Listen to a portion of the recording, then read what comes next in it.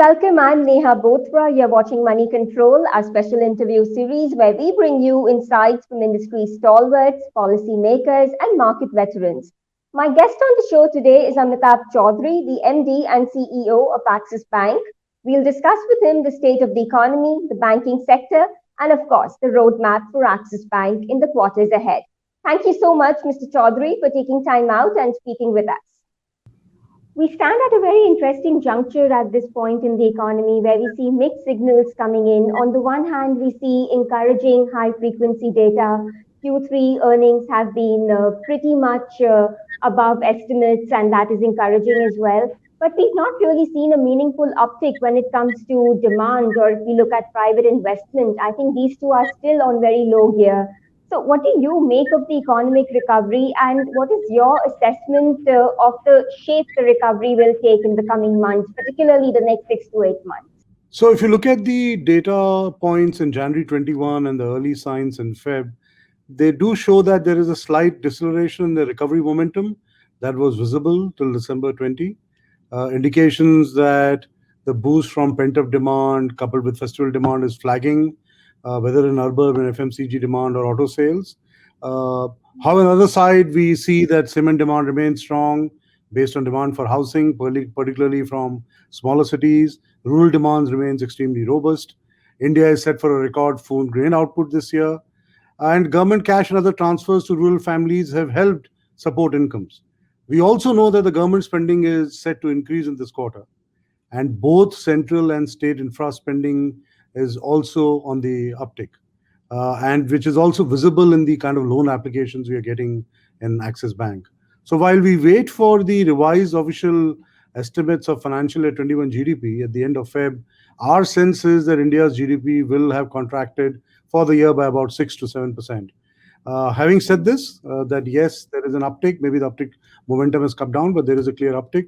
We do remain concerned about a spike in COVID cases in, generally Maharashtra, Mumbai, and states like Kerala, which might result in further restrictions on activity, especially for services. Here, the government may want to consider engaging the private sector for faster vaccination, and I've just read today morning that I think government is looking at it. Uh, the tone for sustained growth, since you have asked about the long term, sustained growth set out in the financial year 22 budget gives me much hope and cause for optimism. I think the government has laid out a clear agenda. They know what they're doing. They have actually allotted money for it. So it was a good mix of demand generation and supply boosting measures centered around investment. So I understand from my various interactions that the government is very focused on execution of those measures, which hopefully could see us move on to a high sustained growth path. You talked about the investment cycle. Well, the corporates have started talking about it. I think real commitment to a large investment cycle is still to take off. The PLI scheme of the government seems to be doing quite well, but otherwise, in some of the other sectors, it is more debottlenecking and extraction of additional capacity is what I am seeing rather than setting up of brownfield or greenfield ventures till now. So let's wait in terms of how this whole thing pans out. Hmm. You spoke about the budget, and clearly there was a huge focus on infrastructure and how it can boost investment going forward. On the ground, are you seeing an uptake as far as infrastructure activity is concerned, considering that the government has really put the money on that side, betting that that is what is really going to bring the economy back on track as far as growth generation is concerned? So, as I said earlier, that the government expenditure is expected to rise this quarter. As you can see on the infrastructure side, the infrastructure ministries are allocating more and more roads. They are talking about, auctions on both the telecom side. The coal auction has now become a regular feature, which again hopefully will lead to more investments. Divestment plan is a very important part of the budgetary estimates this year, and you can see generally some work happening in that area too. Recently we had an IPO of Railtel, and you know that the government is putting in pieces in play for the LIC IPO to happen and the sale of some of the strategic assets. So in that sense, I do hope that the government investment and government sending money directly to the accounts of the people who need it will boost demand.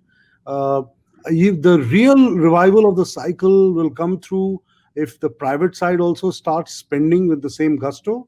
And as I just indicated to you in my last answer, that we are seeing some very early signs, but the numbers are nowhere close to where we want them to be. So let's see how some of these schemes of the government in terms of PLI, or the fact that when you see a sustained demand over the next 1 or 2 quarters, the private sector also starts actually investing more for the long term, because they believe that the demand is going to be there and it will be sustained. Mhm.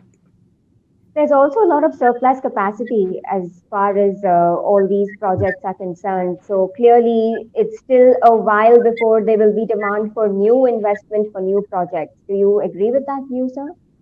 Yes, you are, as you know, that a number of areas, while the activity is back up to pre-COVID level, there are a number of sectors where that is not the case.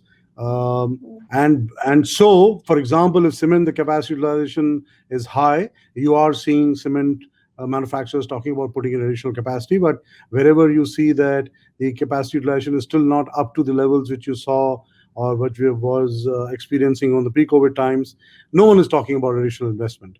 uh, the commodity prices generally have moved up, and because the commodity prices have moved up, you are seeing a lot of interest in that area. The oil prices are also at a 12-month high. So on one side, you're seeing commodity prices move up. On the other side, a lot of money, because of the excess liquidity in the global system and excess liquidity sloshing around, you are seeing a lot of investments being made in emerging markets. And at the same time, you're also seeing interest rates rise in US. So kind of there are a lot of factors at play here. Let's see how they pan out and play out. My view is that if the second wave of COVID does not come back, or it can be contained and vaccination pace picks up and people gain more confidence that we have, put COVID behind us, the demand will continue to kind of grow at a faster pace. And if that happens, and coupled with the government investment, the private sector will get confidence and the investment cycle should restart. Mhm. You spoke about liquidity, interest rates are low, but the Reserve Bank of India now seems to be on the path for liquidity normalization. And interestingly, this happens at a time when the government has embarked on a massive borrowing plan of 12.8 lakh crore. So it needs RBI's support to that end as well. So considering both of these factors, where RBI wants to contain inflation, wants to also ensure that growth is uh, pretty much on the higher side, and the government enjoys a good situation and favorable outcomes as far as the borrowing plan is concerned. How do you see the monetary policy action take course from here on? So, difficult question to answer, but let me just give a perspective on this. Uh, I believe there is a significant scope of some financial sector and market volatility in financial year 22. Globally, analysts expect that the US Fed will start normalization maybe in the second half of financial year 22, or maybe quarter four. Uh, Although we do not expect the effects to be as severe as 2013, when the quantitative easing was rolled back, since a lot of stimulus in the US and EU has been focused this time on domestic services, with limited spillovers to the emerging markets.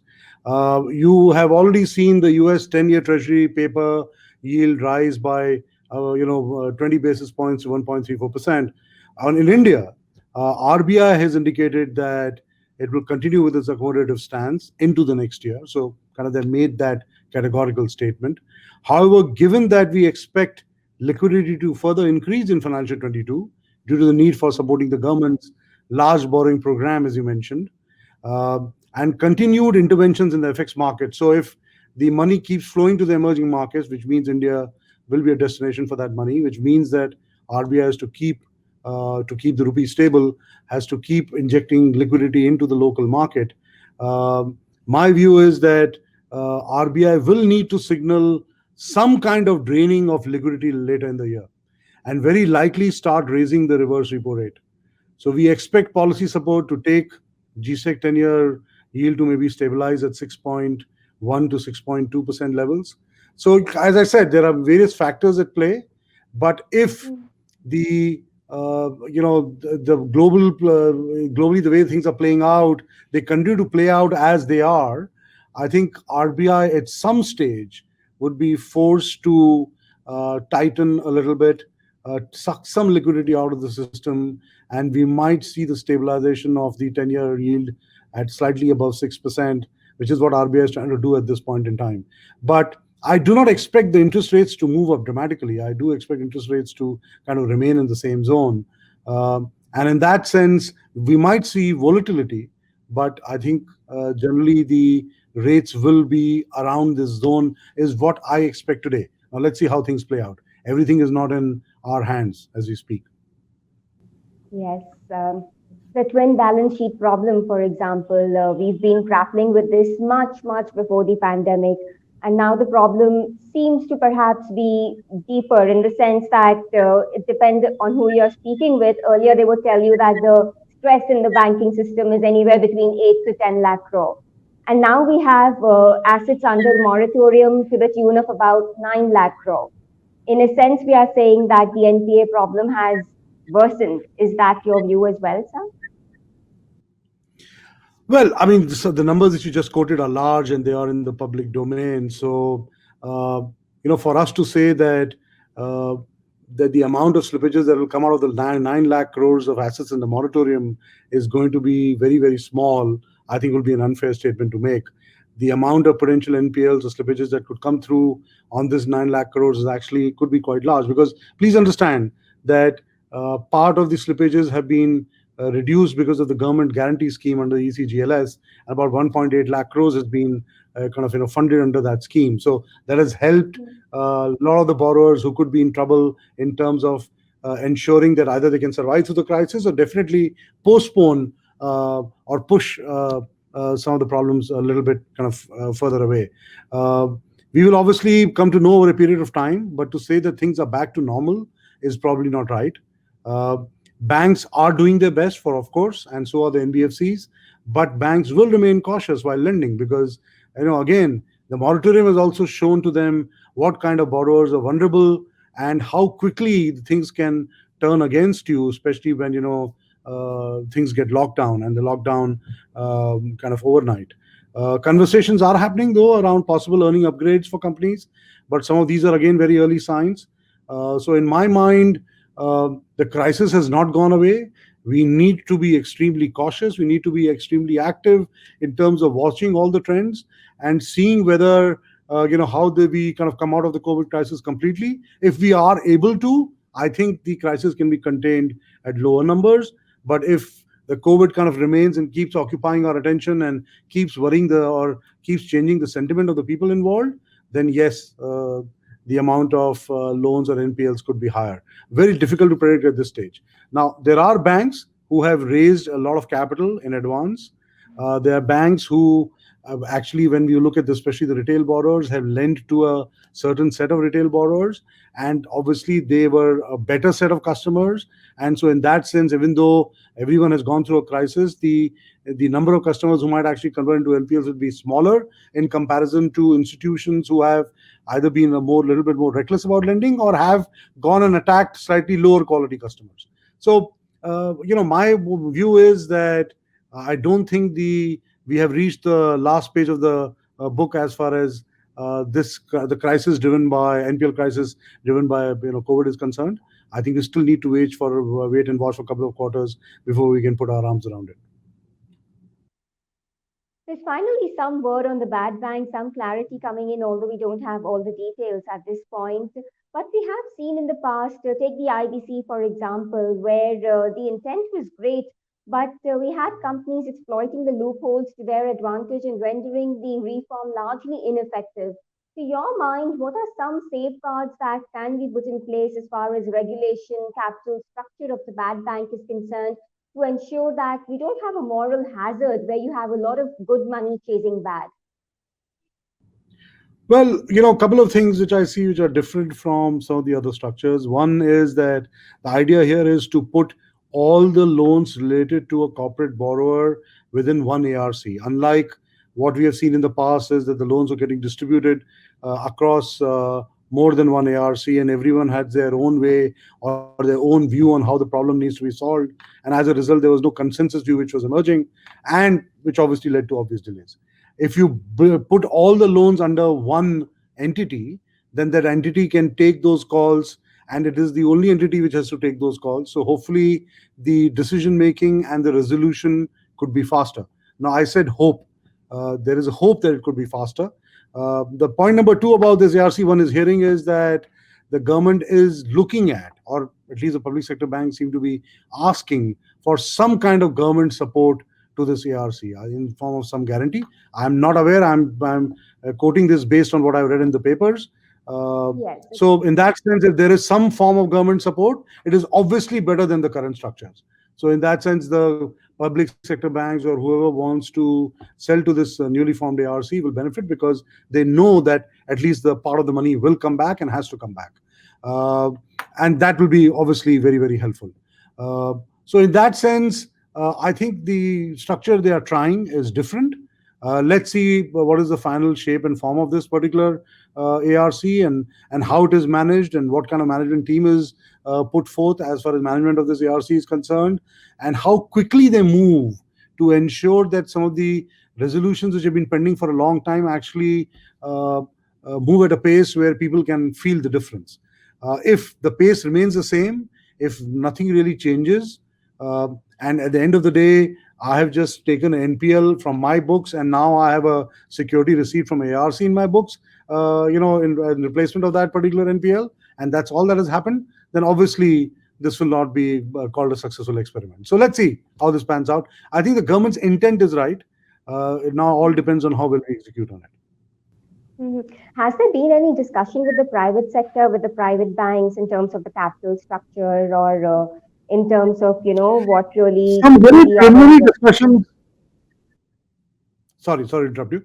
Some very preliminary discussions have happened, but it is too early to comment. Like for a institution like Axis Bank, we were not looking for a ARC to help us in any way. We had assumed that we have to solve our problems on our own, and we have been. I mean, as you're aware, we have taken a very conservative view, and we have been making a huge set of provisions. And in terms of where we stand today, I think I would say that Axis Bank now is in the conservative side of provisioning on all kinds of asset issues any institution might have.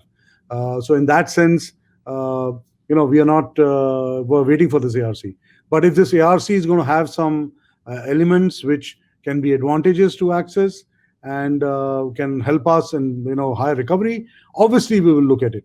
But right now the discussions are too preliminary to comment anything more than that.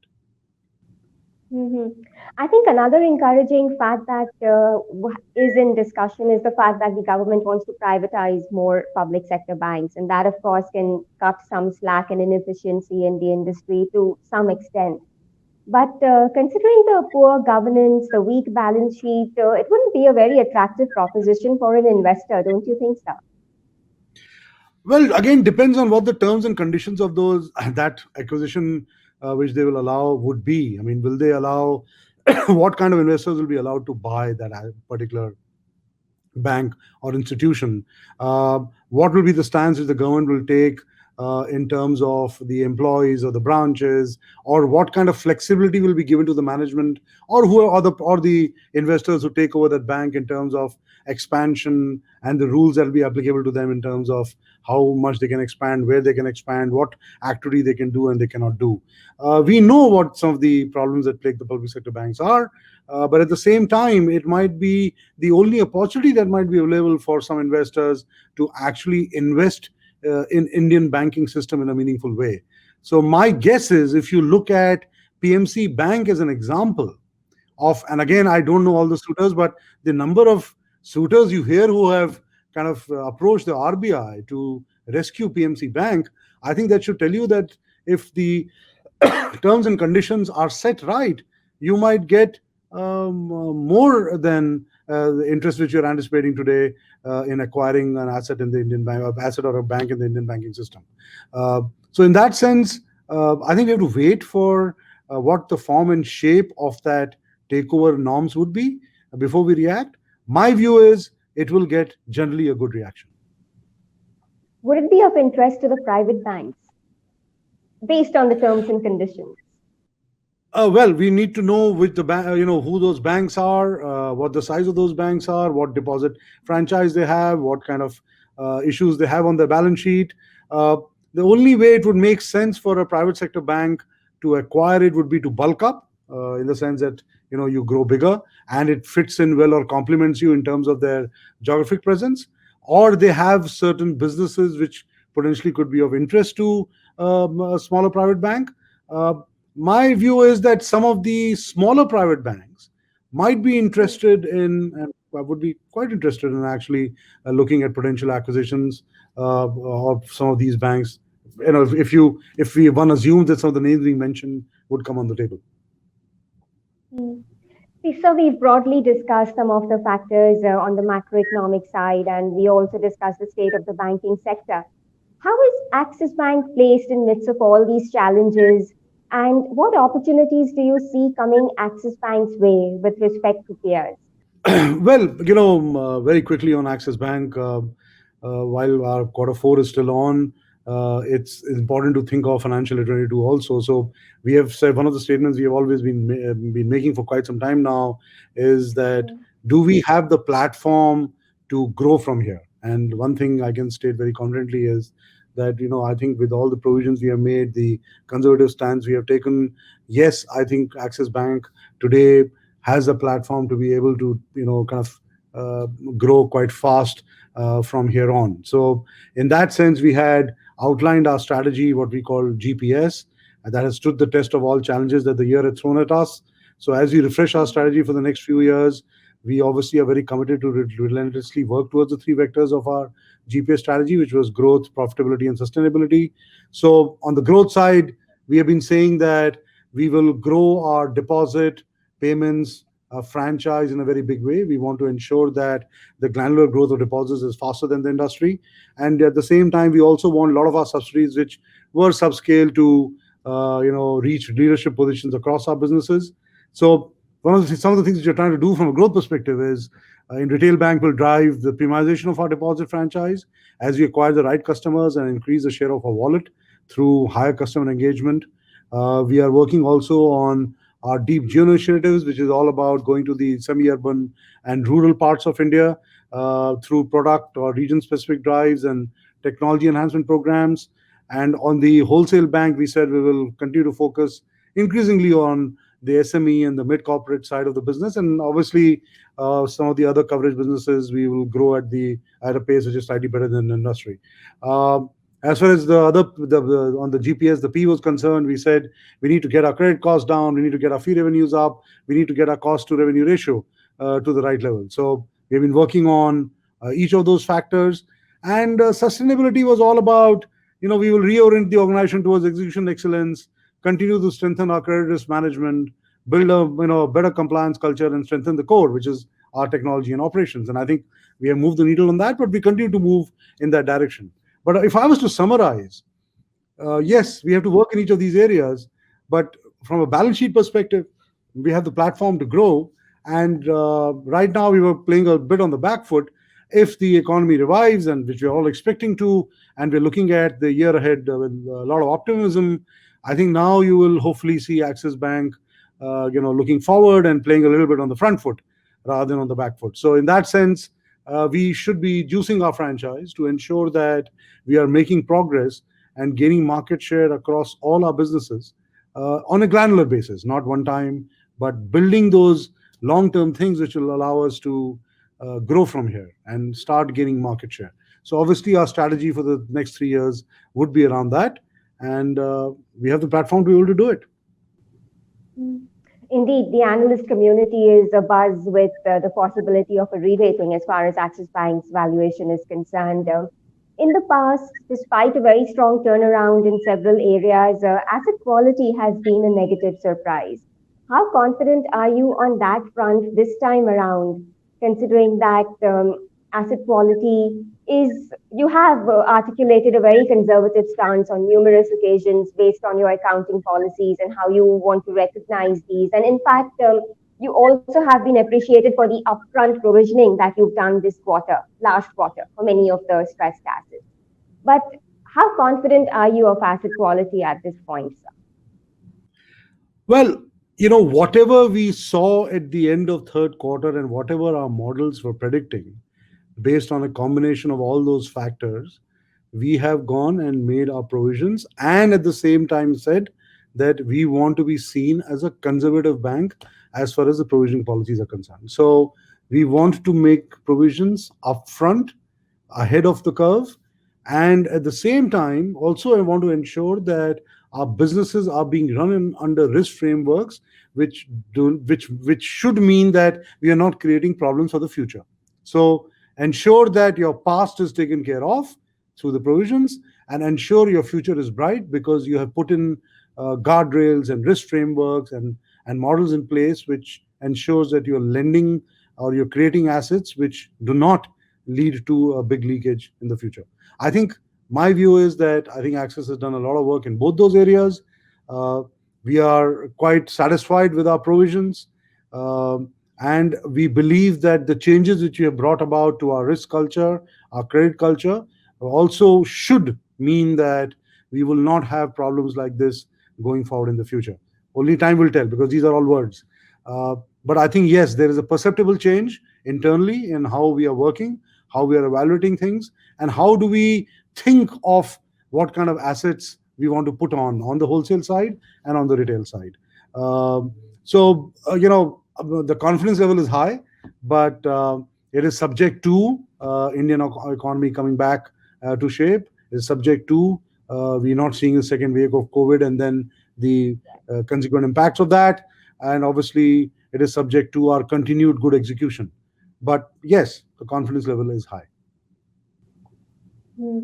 You touched upon this earlier. You spoke about inquiries coming in as far as loans are concerned. What's your overall outlook for credit growth? I mean, industry, it's been pretty muted, 6.1%.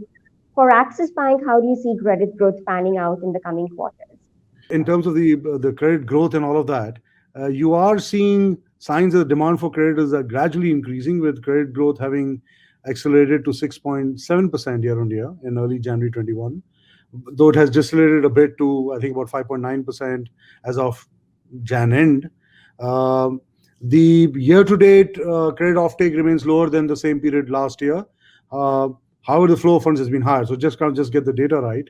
Uh, Though on the NBFCs, which are also large lender to the in the financial system, you have seen that their overall lending has been lower. Now, as far as Axis Bank is concerned, uh, we have been saying that on one side, while we want to be very conservative as far as our provisioning policies are concerned, uh, we are also at the same time very keen to grow and create growth which is sustainable. So we intend to deliver an optimal mix to our shareholders and have an eye all the time on growth opportunities that are available. We have pivoted to, on the wholesale side, a kind of slightly different set of corporates which are better rated, which have a well-known name in the market, which have been in business for a long period of time, uh, and which we believe will actually come out stronger during the crisis.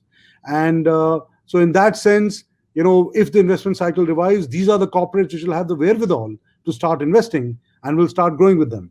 On the SME side of the business, we have always been a strong player, and I think we slowed down 2 years back because we thought we could see signs of problems emerging.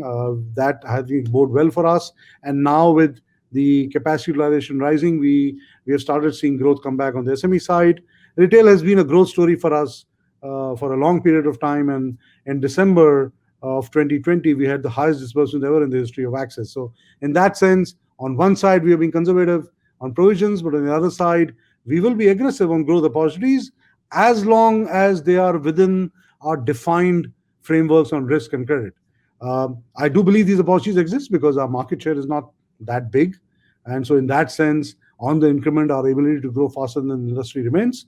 And that's precisely what we are trying to do. Hmm. Retail comprises about 55% of your loan book now. And as you mentioned last quarter, the growth in that part of the book was absolutely stellar. But what's the underlying stress in this particular segment, sir, considering the spate of job losses, salary cuts? We've seen some major structural shifts in some sectors.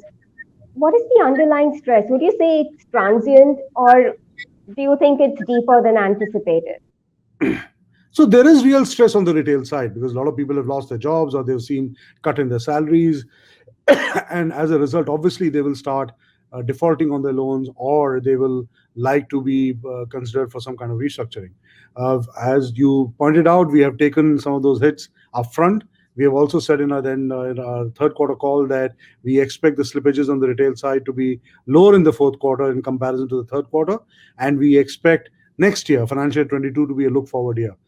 If COVID does not come back in some form or shape again, I would say, at least as far as Axis is concerned, we would have, pretty much taken care of our retail side on in quarter three and quarter four, pretty much.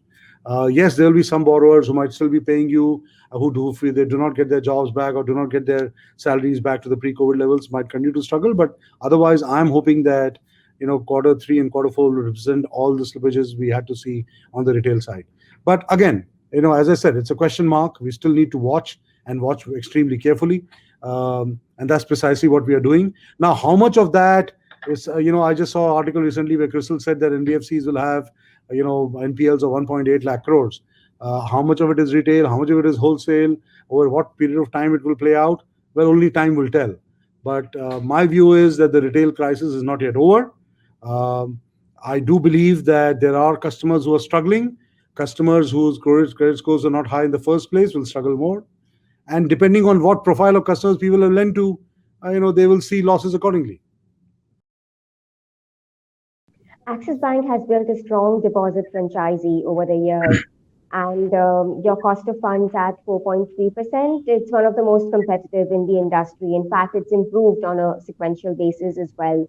Is it sustainable going forward in light of all the factors that we've discussed? How do you think this is going to pan out?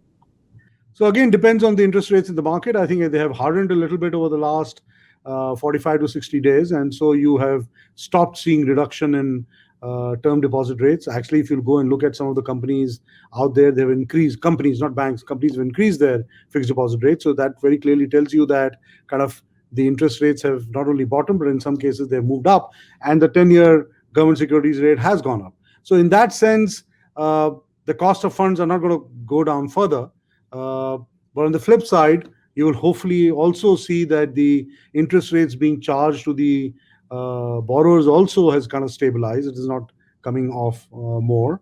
And in that sense, at least in the medium term, people should be able to, when I say people, I mean the banks, should be able to maintain their margins. So as long as this equation works, that if your cost of fund goes up, you can pass it on to the borrowers, or the other way around, I think you're okay. Sometimes there is a lag, and so that could impact your NIMs in the short term. But otherwise, I would believe that the large banks have the ability to manage this quite well, which they've shown during the entire moratorium period. And I think that ability to do that continues. So I do expect the NIMs to be stable in the medium to long term. Also at 19.3%, you are very well capitalized, and it's a very strong position to be in at this point. But you do have approvals to raise about 5,000 crore, and the market is buoyant, interest rates are low. Will you use these favorable conditions this fiscal year and go ahead with the fundraising, or would you want to wait out a couple of quarters? Not because you need capital, but because it's available in favorable conditions. Is this something that you'd want to tap into? Well, we are not planning any capital raise at this point in time. As you rightly said, we are very well capitalized. But you should never say no or close your door. Someone wants to come along and offer us a deal which made a lot of sense. Why would we say no? But right now, there is absolutely no plan to raise any form of capital because we don't need it. Insurance is a clear area of interest. You forayed into that space in a very big way. What are some other white spaces that you'd want to evaluate as far as the overall growth trajectory of Axis Bank is concerned? So, well, I mean, the bank itself is presence in some of the areas is smaller than we would like it to be, and we'll continue to obviously invest in those areas. But since the question is specific to the subsidiaries, we have announced a transaction with Max, and it is going through its approval process. We do not have a presence on the health insurance and the non-life insurance side. And again, if the right transaction was to come along, we will definitely evaluate it. So those would be the kind of two white spaces which come to mind straight away in terms of where a potential transaction could happen in the future. As far as broadly acquisitions are concerned, where we are a large bank, we are shown opportunities all the time. We have the capital to be able to acquire an asset, but we want to be extremely prudent and smart and calibrated about making any acquisition of any kind. So what I'm really saying is that on one side, while we open to ideas, on the other side, will be extremely careful with the money which shareholders have given to us. Mhm. What kind of an acquisition makes sense for Axis Bank right now? What is it that you would look to bulk up by way of an inorganic opportunity? Well, rather than going to real details about where this could happen, there are subsidiaries where a bulking up could help. And as far as Axis Bank is concerned, anything which could help us in terms of, uh, helping with our PSL strategy or helping with our deep geo initiative could be worth looking at. But again, these are very preliminary thoughts, and I do not want to create any impression whatsoever that something is cooking. So I just want to be very clear about that. So thank you so much for taking time out and speaking with us. It was indeed very informative, and thanks once again for all the insights you shared with us. Thank you. Thanks a lot. Thanks a lot. Thank you. That was Amitabh Chaudhary speaking with us and telling us we've not seen the last of the COVID episode yet. We have to be cautious of a second wave, and a second wave, of course, could have a potential impact on the asset quality in the banking sector. This is all we have time for on this edition of the interview, but stay tuned. We have many more such interviews coming up, and you can write into us with any specific person you wish to hear more from as far as commentary on the economy markets is concerned. Thanks for watching and goodbye.